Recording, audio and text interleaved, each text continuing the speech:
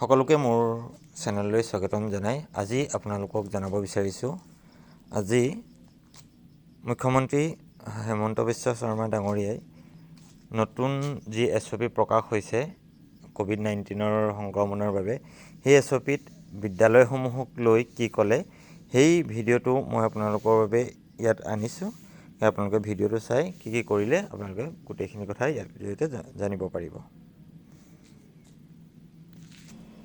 School গোটেই অসমতে অহা কালিৰ পৰা ক্লাছ 5লৈকে স্কুল বন্ধ থাকিব। All school up to class 5 will be closed down entire Assam.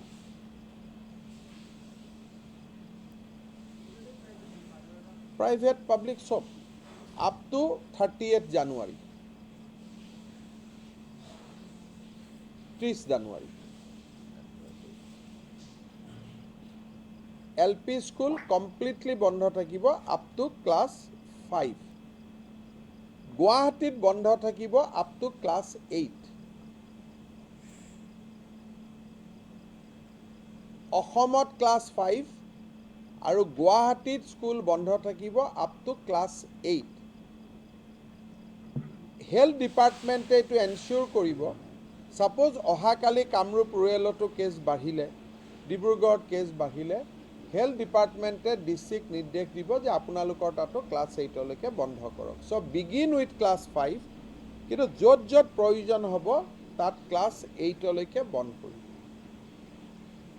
আৰু যি 9-10 খোলা থাকিব আৰু 11 9-10-11ৰ ক্লাছ সপ্তাহত আধা দিন হ'ব rotational basis.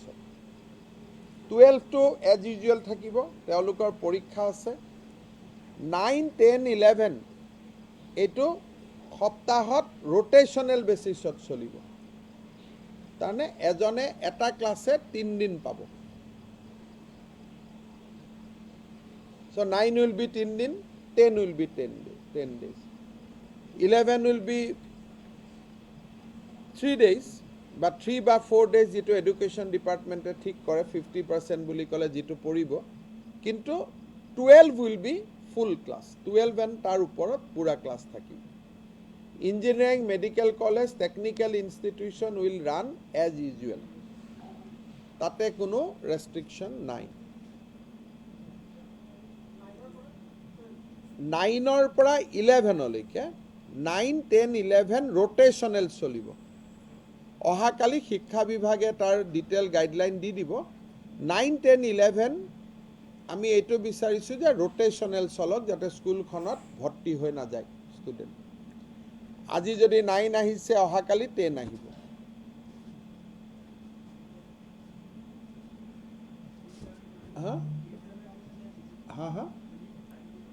টাইম তো এডুকেশন ডিপার্টমেন্টে যেটো নরমাল স্কুল আওয়ার্স হ'ব এডুকেশন ডিপার্টমেন্টে নোটিফিকেশন ইস্যু কৰিব যে 9 কোনবাৰে আহিব 10 কোনবাৰে আহিব।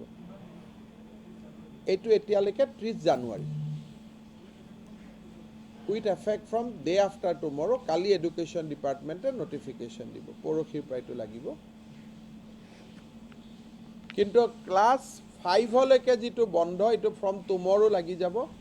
গুৱাহাটীত ক্লাছ 8লৈকে যেটো বন্ধ এটো অহাকালি লাগিব।